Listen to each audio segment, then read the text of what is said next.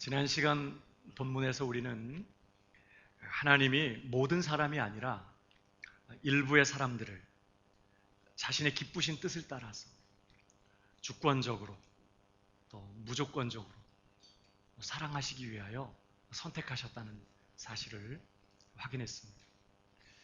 그렇게 하나님이 선택하신 사람만 예수를 믿고 구원을 얻어요.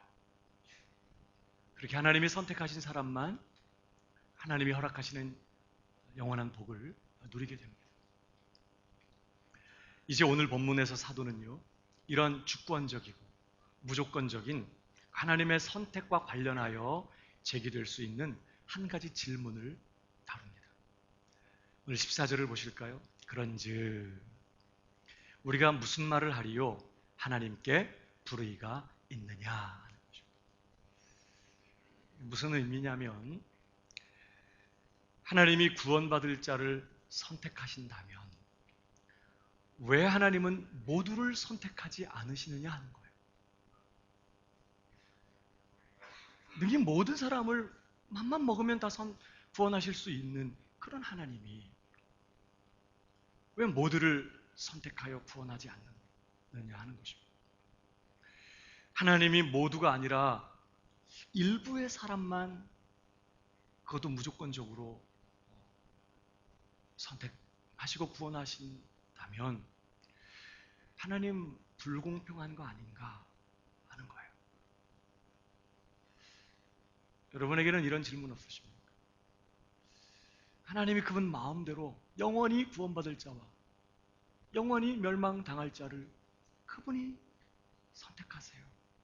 모두를 다 선택했다면 할 말이 없지만 일부의 사람만 그분 뜻대로 선택하세요. 그런 하나님의 일하심에 대해서 과연 하나님 공평하신가? 이런 의문 얼마든지 제기될 수 있다는 것입니다. 오늘 사도는 이 질문에 대해서 분명하게 대답을 해요. 결코 그럴 수 없느니라. 그럴 수 없느니라. 다시 말하면 결코 하나님이 불공평하시거나 불의하신 게 잘못되신 게 아니다 하는 것입니다. 그 이유가 뭘까요? 왜 하나님이 불공평하신 게 아니에요? 그 이유를 이제 오늘 본문에서 계속 설명해 갑니다. 15절을 보시기 바랍니다. 모세에게 이르시되 내가 긍휼히 여길 자를 긍휼히 여기고 불쌍히 여길 자를 불쌍히 여기리라 하셨으니 그런즉 원하는 자로 말미암음도 아니요 다른 박질하는 자로 말미암음도 아니요 오직 긍휼히 여기시는 하나님으로 말미암음이라. 여러분, 하나님이 누군가를 구원 얻도록 선택하시는 이 일은 전적으로 하나님이 긍휼을 베푸시는 일이라고 설명합니다.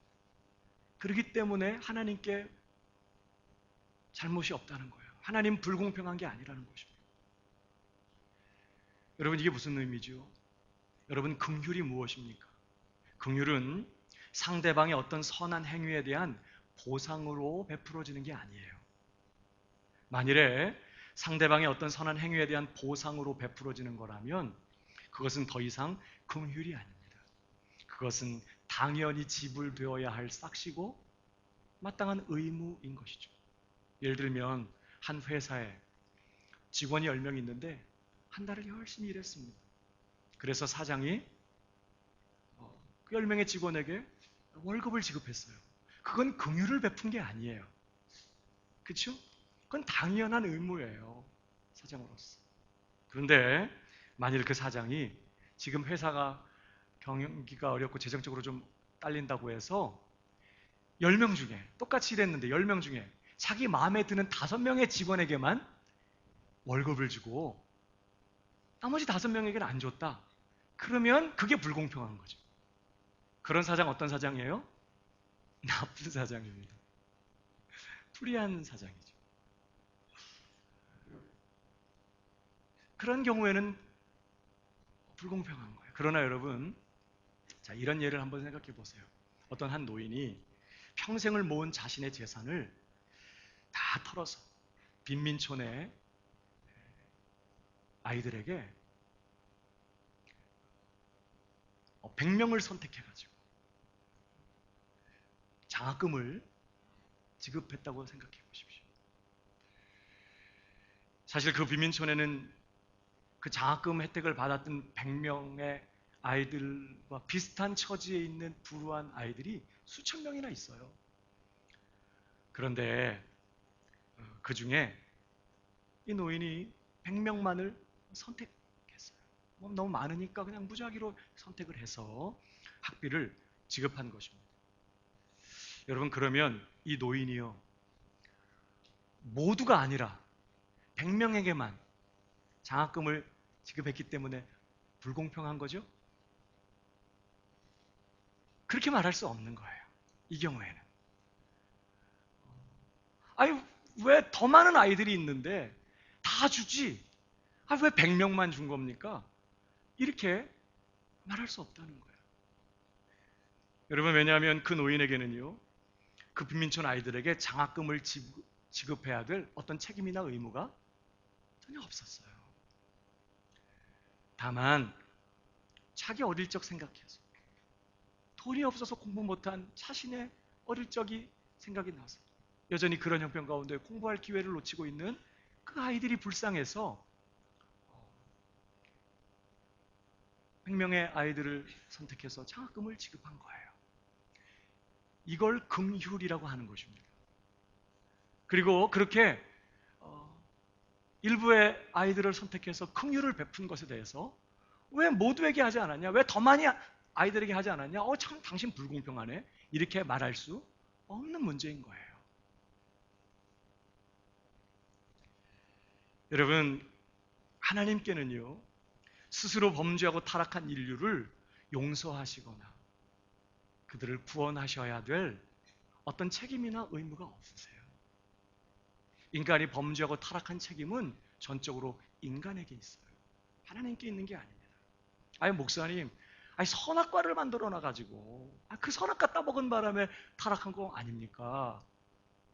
그럼 뭐와 똑같은 얘기냐면, 아담이 범죄한 다음에 너 왜 따먹지 말라고 한 열매 따먹었냐? 그럴 때 뭐라고 그래요?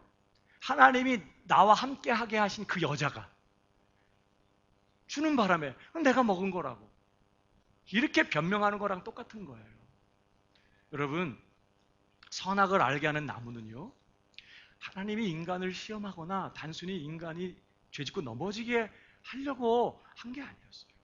선악을 알게 하는 나무는 인간이 죽지 않고 영원히 사는 생명의 길이 무엇인지를 분명히 가르쳐 주기 위하여 하나님이 정하신 나무였어요. 여러분, 인간이 죽지 않고 영원히 사는 유일한 생명의 길이 뭐예요? 선을 행하는 것입니다. 그 선이 뭐예요? 하나님의 명령에 순종하는 거예요.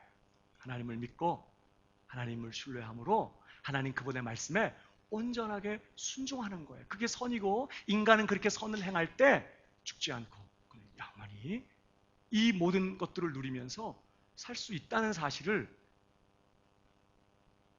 하나님은 이 선악을 알게 하는 나무를 통해 아담에게 가르쳐 주세요. 만일 그걸 알면서도 인간이 하나님의 명령에 온전히 순종할 능력이 없다면 이건 잘못된 거죠. 그러나 첫사람 아담에게는요, 하나님의 말씀에 온전히 그가 원하면 순종할 수 있는 완전한 자유와 의지가 있었어요. 타락한 다음에 우리에겐 그게 없어. 하고 싶어도 못해. 안 돼요. 그러나 아담에게는 그가 원하면 완전히 하나님 앞에 순종하고 선을 행할 수 있는 의지와 자유가 있었다고요.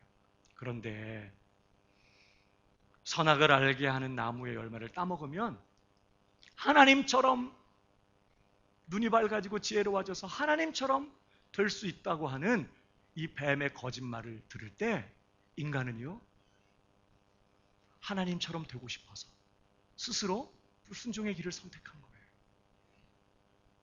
뱀이 열매 따다가 아담 입에 집어넣은 거 아닙니다. 그냥 거짓말을 한 거예요. 그때 인간은, 아담은, 하와는 결정해야 했어요. 하나님의 말씀을 믿고 그 하나님의 말씀을 신뢰하고 따라갈 거냐, 뱀의 말을 믿고 따라갈 거냐. 근데 인간은 불행하게도 따먹는 날에는 정령 죽으리라는 하나님의 경고의 말씀보다 따먹으면 죽는 게 아니라 하나님처럼 될 거라는 뱀의 거짓말을 더 믿어요. 그리고 하나님처럼 되기 위해서 스스로 불순종의 길을 선택하고 결국 사망과 멸망의 길을 자초하게 된 거예요. 누구도 강요하지 않았어요, 인간을. 그러니까 인간이 범죄하고 타락한 책임은 전적으로 인간에게 있어요. 하나님은 이미 경고했고 이 모든 것 다 주셨고 그렇게 할 수 있는 기꺼이 할 수 있는 자유, 의지 다 주셨어요. 인간은 스스로 거짓말을 믿고 하나님처럼 되고 싶어서 불순종과 멸망하기를 선택한 것이죠. 여러분, 그런 인간을 하나님은 용서하시거나 구원하셔야 될 그 어떤 책임이나 의무가 없으세요. 오히려 공의로우신 하나님은 창조주 하나님의 법을 어기고 온 우주의 왕이신 그 하나님께 반역을 꾀한 인간을 마땅히 심판하시고 형벌하셔야만 했어요. 그런데 하나님이 그렇게 마땅히 형벌받아야 할 죄인들 중에 일부의 사람들에게 긍휼을 베푸시기로 한 거예요. 그리고 그들이 용서받고 구원받을 수 있게 하기 위하여 필요한 모든 대가를 그분 스스로가 지불하시는 것입니다. 인간이 뭘 잘했기 때문에 그것에 대한 보상으로 구원을 베푸는 게 아니라 전혀 자격이 없는 인간들 중에 일부의 사람들을 하나님이 긍휼을 베푸시기로 하셨어요. 여러분, 그게 하나님이 잘못하신 건가요? 모두를 선택하고 모두에게 긍휼을 베푼 게 아니라 일부의 사람들만 긍휼을 베풀었기 때문에 하나님 불공평하다고 할 수 있을까요? 여러분 계속 보세요. 17절 성경이 바로에게 이르시되 내가 이 일을 위하여 너를 세웠으니 곧 너로 말미암아 내 능력을 보이고 내 이름이 온 땅에 전파되게 하려 함이라 하셨으니 그런즉 하나님께서 하고자 하시는 자를 긍휼히 여기시고 하고자 하시는 자를 완악하게 하시느니라. 무슨 말이죠? 멸망당해야 마땅한 죄인들에게 긍휼을 베푸시는 일은 전적으로 하나님의 자유에 속한 일이에요. 하나님이 그렇게 하시는 거는 전적으로 하나님의 자유라는 거예요. 여러분, 사람들은요, 하나님은 사랑이시라 하는 이 말씀을 오해해서 하나님은 사랑의 하나님이기 때문에 무조건 기계적으로 모든 인간을 다 사랑하셔야만 한다고 생각해요. 여러분, 그것은요, 하나님을 비인격적인 사랑 자판기로 전락시키는 거예요.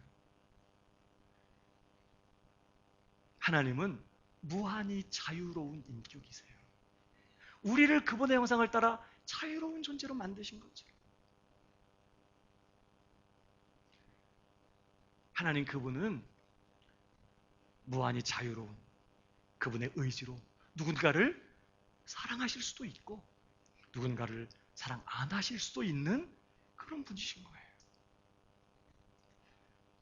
2주 전에 우리 이진석 형제가 우리 청년부의 유은별 같은 청년부의 자매와 결혼을 했어요.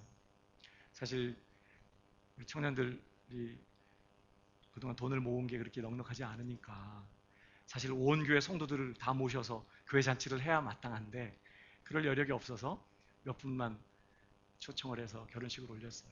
그게 너무 미안했다고 오늘 떡을 했네. 오늘 예배 마치고 식사하실 때 떡 드실 때 이게 웬 떡이야 그러지 말고 아 이게 그 떡이구나 이러면 되겠어요. 결혼했습니다. 여러분 근데요 제가 우리 그 진석 형제에게 야 진석아 너 청년부에 지금 남자친구가 없어가지고 결혼 못하는 A, B, C, D, E, F, G, H 이렇게 많은 자매들이 있는데 너 왜 그 자매들을 다 사랑하지 않은 거야? 너 참 불공평하다. 이렇게 할 수 있어요? 거기다가 너 하필 왜 은별자매냐 너. 너 정말 취향 이상하다 너. 그렇게 할 수 있나요?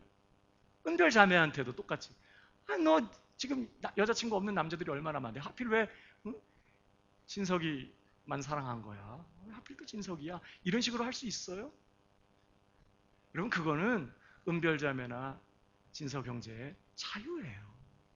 결혼식장에서 우리는 뭐 하는 거죠? 그 두 사람이 자유롭게 자신들의 결정과 선택에 대해서 모든 사람들이 뭐 하는 거예요? 격려해주고. 알죠? 그 일이 얼마나 험난한 길인지. 그게 얼마나 하나님의 은혜가 필요하고 고된 순교자의 삶인지 알죠. 그러나 뭐예요? 격려해주고 박수 쳐주고 존중해주고 잘했다고 행복하게 살라고 그렇게 하는 게 결혼식이죠. 그럼 그건 자유예요. 누구를 선택하고 누구를 사랑할 건지. 하물며 무한히 자유로우신 하나님이 정말 자격 없는 죄인들 중에 누군가를 선택하셔서 그들의 죄값을 자신이 담당하시고 그분의 넘치는 사랑을 그들에게 쏟아붓기로 하신 그 일은요, 전적으로 그분의 자유예요. 그 대상이 얼마가 됐든지 그건 하나님의 자유에 속한 일이지. 아니 왜 1000명만, 10,000명만, 왜 그 사람들만 한 겁니까? 그렇게 말할 수 없는 거예요. 그건 그분이 사랑을 베풀고 공유를 베푼 일이기 때문에 말이죠. 사람들이 자꾸 착각하는 게 뭐예요? 인간을 자꾸 중립적인 존재로 생각하는 것입니다. 그래서 복음을 이해할 때 어떤 식으로 자꾸 이해하려고 하냐면 원래 인간은 그렇게 중립적인 존재인데 그런 중립적인 존재인 인간에게 하나님이 찾아오셔서 야, 너 예수 믿으면 천국 보내줄게. 그러나 안 믿으면 너 지옥 보낼 거다. 이렇게 협박하는 것을 복음이라고 생각해요. 그래서 아니 하나님이 사랑의 하나님이시라면서 고작 자기가 정한 구원자를 믿지 않았다고 지옥 보내는 하나님이 그게 사랑의 하나님 맞아? 만약에 하나님이 그런 분이라면 아니 자기가 정한 구원자 안 믿었다고 다 지옥 보내는 그런 하나님이라면 나 그런 하나님 안 믿어. 이런 식으로 따져요. 거기다가 또 반대로 하나님은 사랑의 하나님이기 때문에 모든 사람들이 다 나름대로 자기가 종교를 가지고 진실하게 신앙하고 믿으면 다 인정해 주시고 다 그렇게 받아주셔서 다 사람들 구원하시는 거야. 이렇게 또 생각하는 사람들도 있어요. 이거는 성경이 가르치는 이 인간 존재가 어떤 존재인지를 몰라서 하는 거예요. 인간은 결코 중립적인 존재가 아니에요. 아담 이후로 태어난 모든 인간은 처음부터 부모의 죄 중에 잉태돼요. 처음 세포가 분열되는 시간부터 분열이 아니라 참 수정되는 시간이 먼저군요. 때부터 그 세포 안에 죄가 들어있어요. 그렇게 죄 중에 잉태되고 날 때부터 지옥에 들어가야 마땅한 그런 사악한 죄인으로 태어나는 거예요. 그래서요 가르쳐주지 않아도 인간은 죄를 지어요. 아담과 하와가 타락한 다음에 욕심 때문에 자존심 때문에 뭐예요? 동생을 죽이는 일을 해요. 그건 가르쳐준 게 아니었어. 미워하고 살인하고 그렇게 착하게 살아라 선하게 살아라 그러면 안 된다 이건 이렇게 해야 된다 가르쳐줘도요 그렇게 똑바로 사는 일은 잘 못해. 그렇게 힘들어해. 가르쳐주지 않은 죄는 얼마나 자연스럽게 짓는지요. 숨어서 짓고 들키지 않으면 잘하는 줄 알고. 본성적으로 인간은 하나님을 싫어해요. 하나님을 그 마음에 모시기를 싫어했다고 했어요. 하나님을 거부하고 그분의 뜻대로 살기보다 자기 욕심대로 자기 마음대로 자기가 하나님 노릇하며 사는 것을 더 즐거워하고 소원하고 기뻐하는 그런 존재예요. 인간. 여러분 인간은요 그가 예수를 믿지 않았기 때문에 지옥 가는 거 아닙니다. 태어날 때부터 지옥 갈 사악한 죄인으로 태어나서 자원하여 하나님이 미워하시는 죄를 짓다가 그 죄값으로 지옥에 가는 거예요. 하나님이 그러한 타락한 인류를 그냥 내버리지 않으시고 그 멸망 가운데 다 집어넣지 않으시고 그 중에 일부의 사람들을 택하시고 그들을 긍휼히 여기시는 것입니다. 그게 우리가 얻은 구원이에요. 그리고 하나님이 그렇게 하신 것은 하나님의 무한한 전적인 자유에 속한 일이에요. 그렇게 하실 책임이나 의무가 없으신 그분이 원해서 사랑을 베푸시고 긍휼을 베푸신 것은 그분의 자유라는 것이죠. 여러분 에베소서 2장 4절을 보십시오. 그래서 우리가 얻은 구원에 대해서 이렇게밖에 얘기를 못해요. 긍휼이 풍성하신 하나님이 우리를 사랑하신 그 큰 사랑을 인하여 허물로 죽은 우리를 그리스도와 함께 살리셨고 해놓고 왜 하나님이 우리에게 긍휼을 베푸시고 우리를 사랑하셨는지 그 이유가 우리한테 없기 때문에 뭐라고 여기다가 설명을 해놨어요? 너희가 은혜로 구원을 얻는 것이다. 우리가 무슨 경건한 일을 했고 선한 일을 했고 하나님이 기뻐하실 만한 어떤 일을 했기 때문에 보상으로 구원이 주어진 게 아니라 자격이 전혀 없었던 불의한 죄인들이었는데 하나님께서 뭐 하셨다고요? 그 긍휼이 풍성하신 하나님이 사랑, 그 큰 사랑을 베푸신 거예요. 그래서 우리가 구원받았다는 거예요. 옆 사람에게 좀 얘기해 주세요. 긍휼을 입으셨어요. 네. 한 번 더 얘기해 주세요. 큰 사랑을 받으셨어요. 여러분 기억하세요. 구원이 뭐냐? 내가 뭘 해서 내가 뭘 갖추고 이루어서 따내고 받아낸 게 아니에요. 구원은 하나님이 전혀 자격 없는 죄인들에게 무한한 긍휼을 베푸신 사건이에요. 그리고 그렇게 하시는 것은 하나님의 자유로운 결정에 속한 일이었어요. 그러므로 그런 하나님의 선택과 구원에 대해서 뭐 불공평하다느니 하나님이 잘못했다느니 말할 수 없다는 것입니다. 특별히 오늘 본문을 보면요, 하나님께서 우리에게 베푸신 그 긍휼의 성격이 무엇인지, 그 긍휼이라는 것이 일차적으로 어떤 의미를 갖고 있는 것인지를 본문이 우리에게 또 보여주고 있어요. 계속 다시 한번 보세요. 17절. 성경이 바로에게 이르시되 내가 이 일을 위하여 너를 세웠으니 곧 너로 말미암아 내 능력을 보이고 내 이름이 온 땅에 전파되게 하려 함이라 하셨으니 그런즉 하나님께서 하고자 하시는 자를 긍휼히 여기시고 하고자 하시는 자를 완악하게 하시느니라. 여기 보면 하나님이 누군가를 긍휼히 여기시기도 하시고 또 누군가를 완악하게도 하신다는 거예요. 그러면서 지금 하나님이 긍휼히 여기는 것과 완악하게 하시는 일을 대비시키고 있어요. 그러면서 하나님이 완악하게 하신 대표적인 인물로 지금 누구를 얘기해요? 바로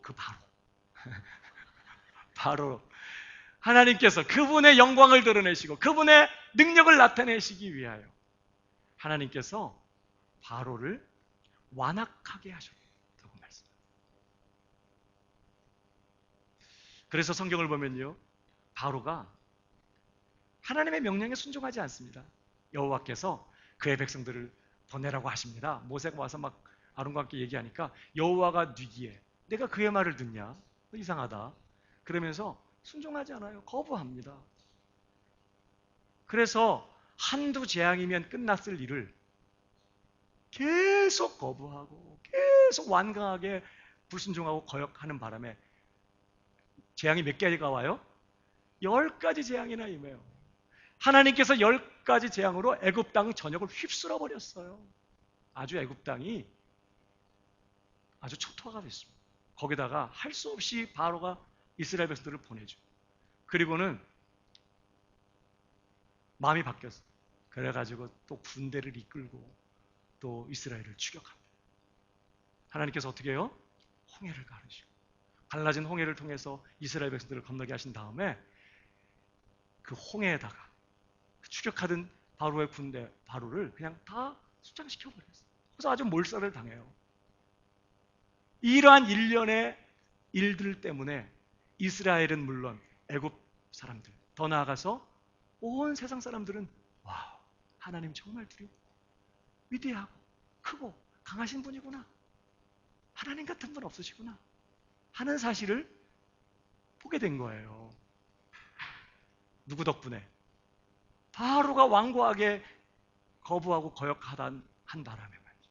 그냥 초장에 손들고 항복했으면 10가지 재앙도 없었을 거고, 홍해 갈라지는 일도 없었을 거고, 뭐 수장되는 일도 없었을 텐데, 끝까지 고집을 부리고 끝까지 완강하게 불순종하고 하면서 하나님 앞에 저항하다가 그렇게 된 거죠.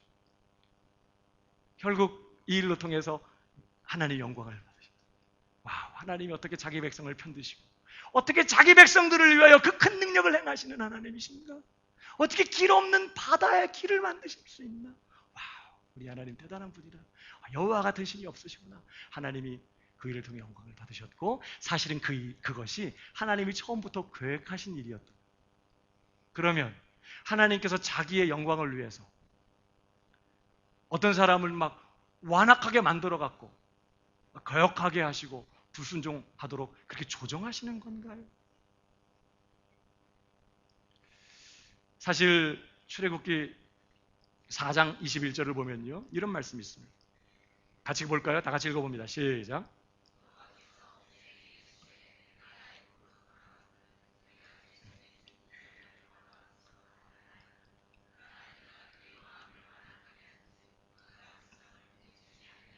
누가 바로의 마음을 완악하게 하겠다고요? 하나님이 내가 그의 마음을 완악하게 해서 그가 바로 보내주지 않을 거다. 그래서 엄청난 기적과 능력으로 내가 그 땅 가운데 행할 것이다. 이렇게 하신 거예요. 그러니까 바로를 완악하게 하신 분이 하나님이라고 지금 얘기해요. 근데 같은 이제 이 말씀이 어떻게 이루어지는지를 이야기하는 8장에 가보면요, 15절에 이런 말씀이 있어요. 그러나 바로가 숨을 쉴 수 있게 됨을 보았을 때에 그의 마음을 완강하게 하여. 누가 완강하게 한 거예요, 여기는? 바로가 자기 마음을 스스로 완강하게 했다는 거예요. 한글이 주어와 동사 사이에 부사구가 끼어드는 바람에 이게 의미상 주어가 이렇게 명확하지 않은데, 바로가 지금 그의 마음을 완강하게 하여 그들의 말을 듣지 않았다. 그래서 백성들을 보내지 않았다는 거예요. 그러면서 여호와께서 말씀하신 것까지 되었다는 거죠. 그러니까 여기서는요, 바로가 자기 마음을 완강하게 했다. 그러면 자, 누가 완강하게 한 거예요 지금? 바로예요, 하나님이에요? 둘이 합작하고 있는 거예요 지금? 누가 완강하게 한 거죠? 다수결 할까요? 이것을 이해할 수 있는 열쇠가 로마서 1장에 있습니다.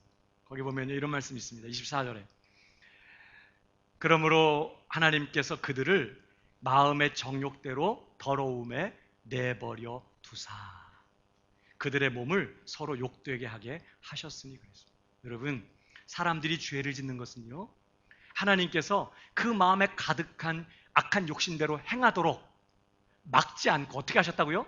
내버려 두셨기 때문에 악한 죄를 짓는다는 거예요. 죄 짓도록 하나님이 부추긴 적이 없어요. 인간 안에 악한 정욕이 가득해. 막 곧 지금에라도 막 폭발할 것 같이 막 죄 지으려고 막 해요. 그런 사람들이 죄 짓지 못하도록 하나님이 막지 않고 그냥 버려두셨다는 거예요. 그러자 그들이 그 마음의 악한 대로 악한 죄를 지었다는 뜻이에요. 그래서 로마서 1장 28절에도 보세요. 또한 그들이 마음에 하나님 두기를 싫어하며 하나님께서 그들을 그 상실한 마음대로 내버려 두사 합당하지 못한 일을 하게 하셨습니다. 마찬가지. 그 악한 마음, 그 고집대로, 그 욕심대로 행하려고 할 때 하나님이 그렇게 하도록 그냥 버려두셨기 때문에 그들이 합당하지 못한 일을 했다는 거예요. 그러니까 이런 말씀들의 근거에서 오늘 이 바로를 완악하게 하셨다 하는 말씀을 우리가 이해할 수 있는 것이죠. 하나님께서 바로를 완악하게 하셨다는 말씀은요, 하나님의 말씀에 순종할 수도 있었던 바로를 하나님이 일부러 완악하게 만드셔갖고 불순종하도록 거역하도록 했다는 말씀이 아닌 거예요. 바로가 자기 마음의 완악함을 따라서 하나님을 거역하며 자기 욕심과 고집대로 막 자기 고집대로 행하려고 할 때에 하나님이 막지 않았다는 뜻이에요. 그렇게 하도록 하나님이 버려두셨다는 뜻이에요. 자기 고집대로 하되. 이게 하나님이 바로를 완악하게 하셨다는 말이에요. 중요한 것은요, 이렇게 완악하게 하셨다는 말과 하나님이 긍휼히 여기셨다는 말이 대비되고 있어요. 그러면 자, 하나님께서 택하신 자들에게 긍휼을 베푸신다는 것은 그럼 어떤 의미를 갖고 있을까요? 1차적으로 하나님께서 불쌍히 여기시고 긍휼히 여기셨다. 택하신 자들에게 어떤 의미가 있을까? 여러분, 택하신 자들도 바로와 똑같이 완악한 자들이에요. 아멘이신가요? 택함 받았다는 게 더 나았다는 걸 말하는 게 아니라는 걸 우리가 확인했어요. 바로와 똑같이, 마치 에서와 야곱이 똑같이 죄인이었던 것처럼 택함을 받은 자들도 바로와 똑같이 완악한 사람들. 그래서 똑같이 거역하며 똑같이 불순종하며 똑같이 자기 욕심과 고집대로 갈 그런 자들이에요. 우리는 다 양 같아서 그릇 행하여 각기 제 길로 갔거늘 그랬어요.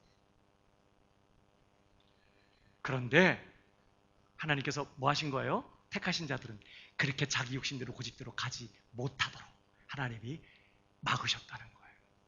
하나님이 저지하시면서 그들을 막으시고 자기 욕심대로, 자기 고집대로, 자기 약한 본성대로 살지 못하도록 하나님이 가로막으시고, 그리고 더 나아가서 하나님의 뜻대로 살 수 있도록 하나님께서 그들을 찾아오셔서 마음을 설득하시고 깨우치시고 감동하시고 이끌어 주셨다는 거예요.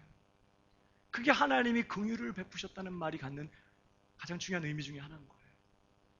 예를 들면요, 모세가 처음에 하나님 앞에 부름받을 때, 여러분 창세기를 읽어보세요. 출애굽기를 읽어보세요. 처음에 하나님께서 그 불꽃 가운데서 전능하신 하나님이 나타나셔서, 모세야, 내가 이제 내 백성의 고난을 보았다. 그들의 탄식을 들었다. 내가 너를 보내서 내 백성을 구원해내겠다. 가서 내 백성을 구원해라. 그러면 예스요. 예스. 감사합니다, 주님. 뭐 신발 벗겨지면 신발 들고라도 빨리 달려가야 되지 않겠어요? 아니, 하나님이 지금 찾아와서 자기를 보내고 계세요. 근데 여러분, 모세를 한번 보십시오. 그 하나님 앞에서 모세가 뭐해요? 버텨요. 아우, 내 나이가 이 나이에 내가 아니 내 나이가 이렇게 늙었고 자기 말도 못하고 안 된다는 거예요. 못 간다는 거예요. 할 수 없다는 거예요. 보낼 만한 자를 보내라는 거예요. 아니, 지금 어디다 대고 고개를 쳐들고 지금 못한다는 겁니까? 근데 지금 모세가 그러고 있어요. 그러니까 또 그런 모세를 붙잡고 하나님이 설명하시고 더 설득시키시고 또 약속을 주시고, 야 걱정하지 마. 그러면서 또 표적도 보여주세요. 너 지팡이 던져봐. 막 뱀이 되고, 손 집어넣어봐. 막 놀래고, 막 표적 막 보여주시면서 약속하시고 계속해서 모세를 갈 수 있게 자꾸 말씀. 근데도요, 참 이 모세가 얼마나 강팍한 사람이냐면, 그래도 결론이 뭐였죠? 보낼 만한 자를 보내소서. 그래서 결국 하나님 뭐해요? 알았어. 넌 깜이 아니구나. 이게 아니라 화를 내셨어요. 그래서 할 수 없이 모세가 애굽에 갔다는 얘기예요. 여러분,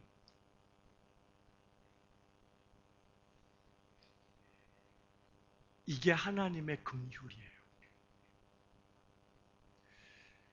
모세나 바로나 우리나 똑같이 강팍하고 완악한 죄인들입니다.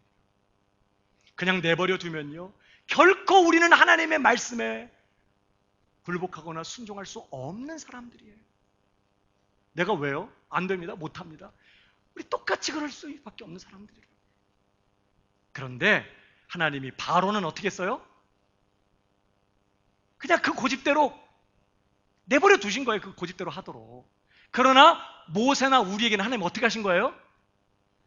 찾아오셔서 또 설명하시고 또 설득시키시고 또 마음을 이끄시고 감동하시고 깨우치시고 때로는 어떻게 해요? 책망도 하시고 화도 내시면서 우리가 하나님의 말씀에 굴복하고 순종하며 그 뜻대로 갈 수 있도록 하나님께서 이끄신 것입니다. 아멘이신가요? 이게 차이예요. 이게 하나님이 긍휼을 베푸셨다는 뜻이에요. 여러분, 예수님께서 요한복음 6장 35절에 이런 말씀하셨어요. 예수께서 이르시되 나는 생명의 떡이니 내게 오는 자는 결코 줄이지 아니할 터이요 나를 믿는 자는 영원히 목마르지 아니하리라. 그러니까 사람이 구원 얻으려면, 영생을 얻으려면 반드시 예수님께 가야 돼. 예수님께 간다는 말은 그 뒤에 있는 것처럼 나를 믿는 자는, 내게 오는 자는 나를 믿는, 같은 말이에요. 예수를 믿어야만 합니다. 예수를 믿어야 구원을 받고 예수를 믿어야만 영생을 얻어요. 그런데요, 그 주님이 이런 말씀, 그 장의 44절 가보세요. 같이 읽어봅니다. 시작. 이끌지 아니하시는 아무도 내게 올 수 없으니 오는 그를 내가 마지막 날에, 사람이 구원을 얻으려면 반드시 예수님께로 가서 예수님을 믿어야만 하는데, 오늘 주님 뭐라고 못 박으셨어요? 나를 보내신 아버지께서 이끌지 않으시면 아무도 예수님께 올 수 없다는 거예요. 예수 믿을 수 없다는 거예요. 이게 우리의 처지라고요. 그런 우리를 하나님께서 구원하기 위하여 아들만 보내신 게 아니라 그런 우리를 성령을 통하여 찾아오셔서 이제 우리의 마음을 설득시키시는 거예요.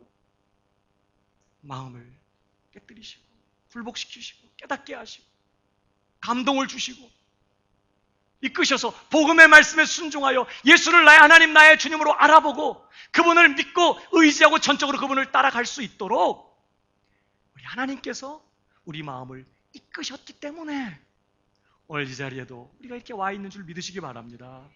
그게 없이는 누구도 예수님께 올 수 없었어요.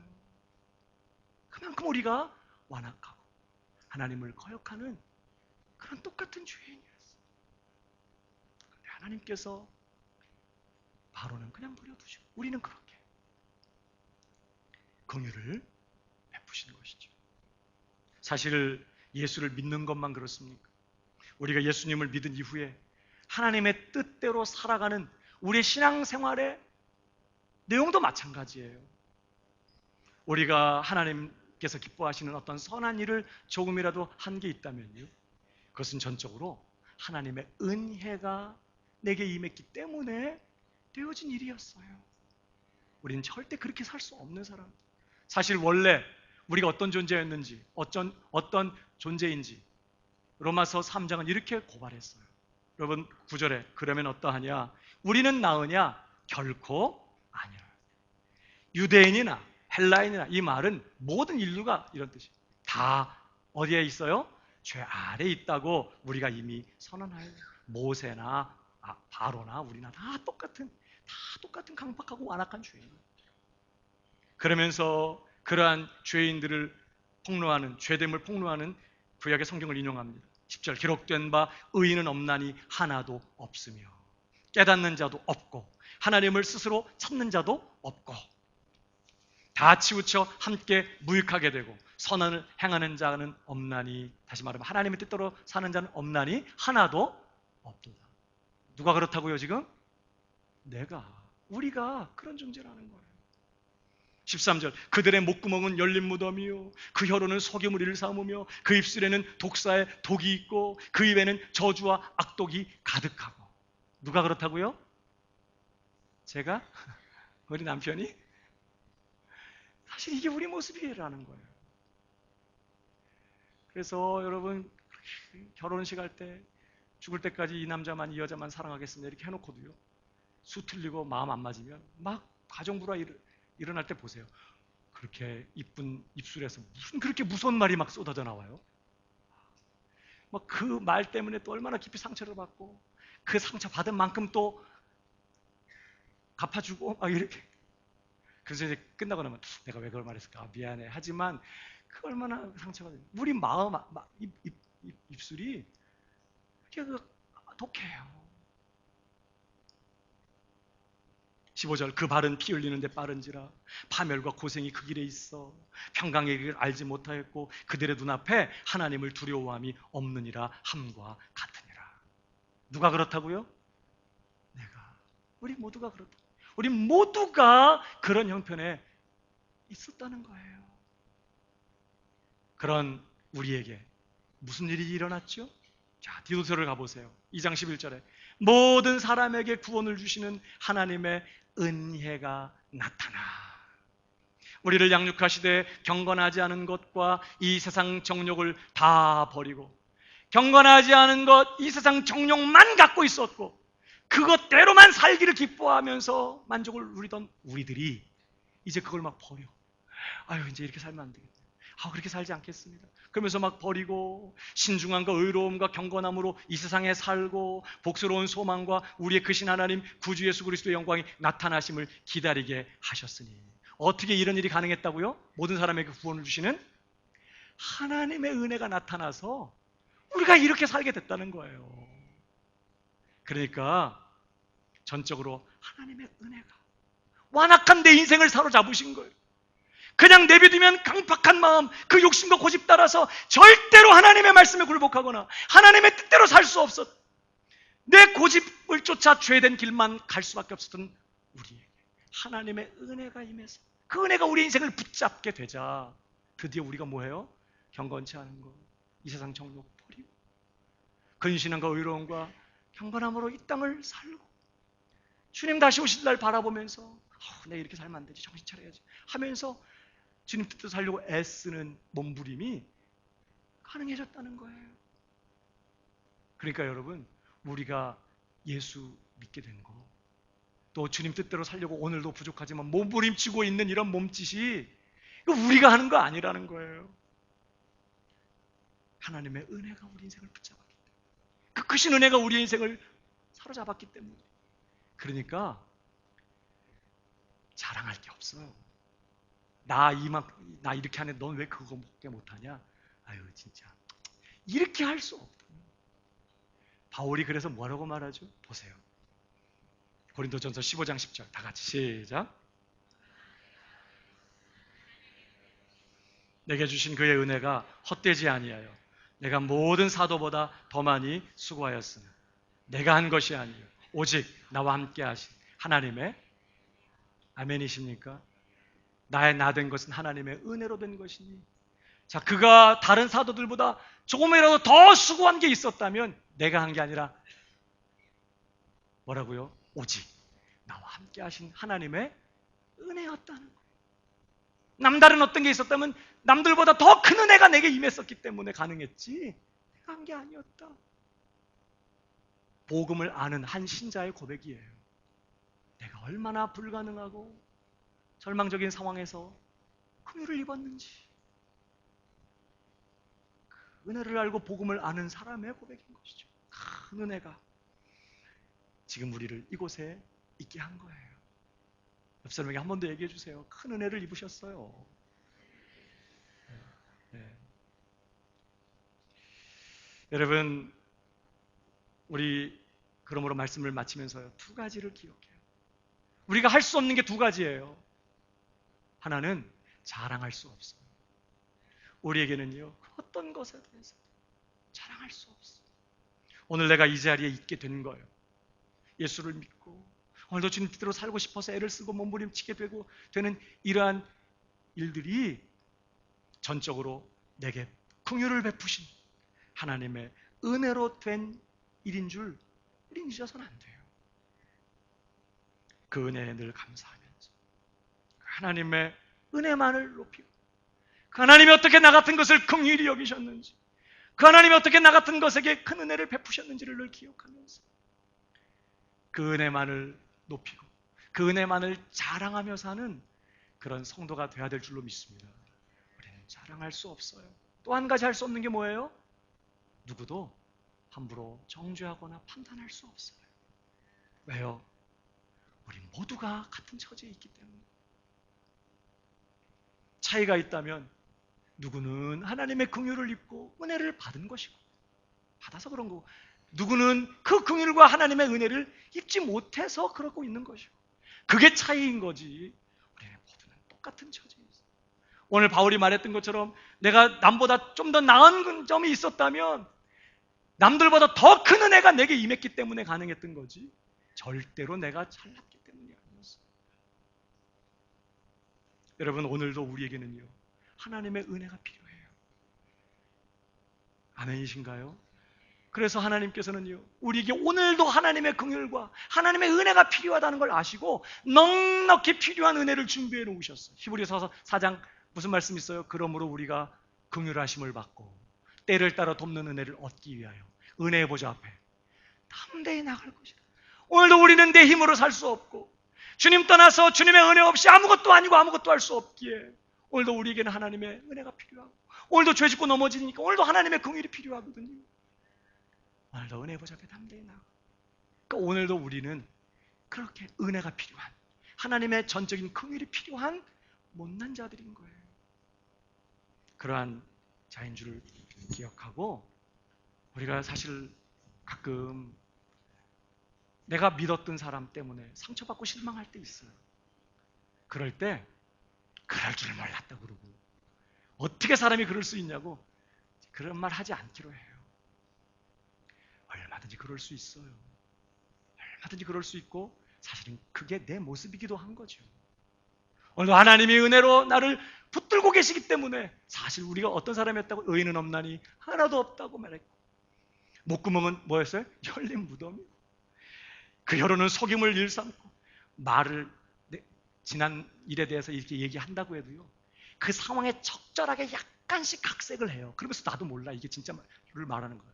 그러니까 내 형편에 유리한 쪽으로 말을 아다르고 어다르게 할 수 있는 거예요. 우리는 다 얼마나 우리 입술이 거짓된지요.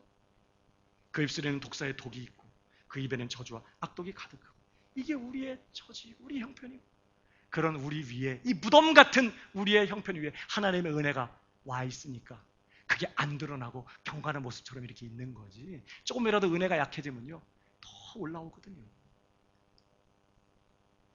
그게 우리의 현실. 그런 우리를 하나님이 긍휼히 여기셨어요. 그렇다면 우리도 서로의 처지를 동정해야 돼요. 사람이 그렇지. 그래서 예수님이 오셔야 했지. 그래서 하나님이 우리에게 긍휼을 베푸신 거지. 원래 인간이 그런 거지. 연약한 모습, 못난 모습 보면 동정해줘. 서로를 불쌍히 여기며 긍휼을 베푸는 것이 하나님의 긍휼을 입은 자의 마땅한 삶의 모습이라는 거예요. 사랑하는 여러분, 서로를 긍휼히 여기실 수 있기를 축복합니다. 불쌍히 여겨주세요. 이것이 복음을 아는 성도의 삶의 내용이 되어야 한다는 거죠. 오늘 그런 은혜가 저와 여러분 모두에게 있기를 주님의 이름으로 축복합니다.